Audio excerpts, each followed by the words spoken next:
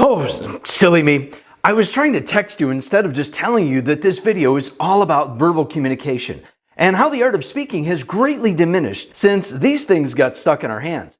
But as long as these things are here, why not use them to a higher level? After you finish this video, I have a quick challenge for you.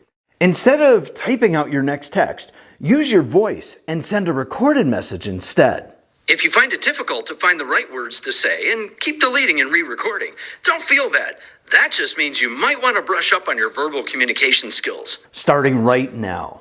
Verbal communication requires sound, and for someone to be able to hear that sound, there are 5 components of verbal communication that affect how the message is received and perceived by listeners. To keep a listener from becoming bored, falling into a trance, and losing interest when you speak, you need to vary the intonation. That's the pitch of the ups and downs of your voice. When you listen to someone talk, would you rather hear a monotone voice with no energy, or listen to a vibrant and enthusiastic speaker who uses plenty of intonation?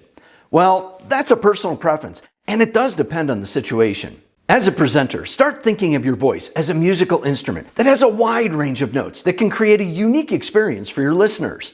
One of my favorite public speaking analogies that I use is to think of intonation as the rhythm of a heartbeat. If it's flatlined, monotone, well, let's just say that's bad. One of my biggest pet peeves when listening to someone talk is when they use intonation incorrectly. Generally, there should be a natural rise in the pitch of the voice when asking a question. And when making a statement, generally, the intonation should fall. When intonation is used incorrectly or not at all, it can even bring into question the confidence and credibility of the speaker. If you're not that confident of a speaker yet, or tend to be more monotone and don't want to be, try stressing certain words and phrases to season or wake up your verbal communication skills. By adding stress to certain words and phrases emphasizes importance. However, don't overdo it as some speakers do to distract the attention away from other information being talked about. To properly use stress, you can increase volume, draw out the pronunciation of a word, or attack the words with a staccato or a clipped delivery.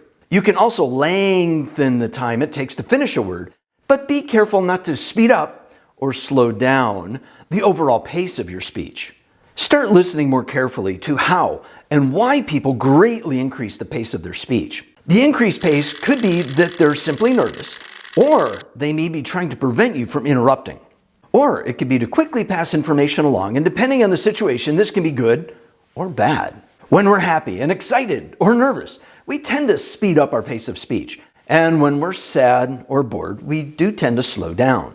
Finding the right pace of delivery can be tricky for many speakers, depending on age, the situation, the complexity of the topic, the emotional impact of what's being said, and of course the relationship of who you're speaking with. Sometimes it's good to go fast as long as you're clear and pause to take a breath at the end of each sentence.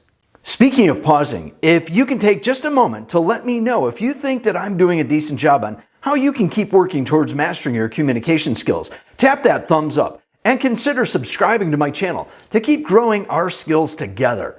Thanks, I truly appreciate it. Pauses can be both good and bad and should be used with great care depending on the situation. Pauses that are planned and have no more than 2 seconds can have a dramatic effect if used right. If a pause is too long, listeners can actually become uncomfortable and possibly lose interest. Of course, if you ask a question and need an answer, the pause can obviously and should be intentionally longer. Something to start practicing is the intentionality of the how you're saying something, not just the what of what you're saying, although that does matter too. Keep in mind that once something is said, it can't be taken back. You can't just reach out, grab it, edit it, and then resend it. But wouldn't that be nice? Watch this video on your screen or follow the link in the description to continue your journey to be a more effective communicator in mastering your communication skills. Remember that my goal is that your success in communicating at a higher level is the goal. I'll see and hopefully hear you online soon.